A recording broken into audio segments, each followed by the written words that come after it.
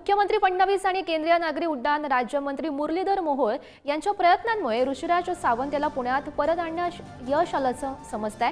मुरलीधर मोहोळ यांच्या सूचनेनंतर मंत्रालयाकडून तातडीनं सूत्र हल्ली आणि पायलटला माघारी फिरण्याचे आदेश देण्यात आले। ऋषिराज सावंत त्याच्या मित्रासोबत बँकॉकला निघालेला होता, मात्र बंगालच्या उपसागरावर पोहोचलेलं विमान पुण्याला माघारी परतलं याची कल्पना ऋषिराज सावंत याला नव्हतीच, अशी माहिती सध्या समोर येते आहे।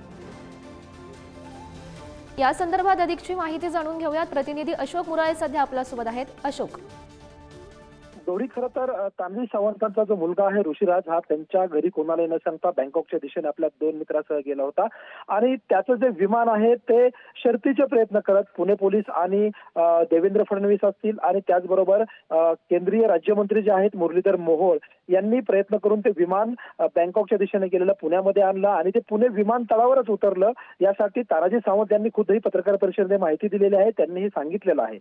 गौरी, नक्कीच अशोक, धन्यवाद दिलेल्या या माहितीसाठी।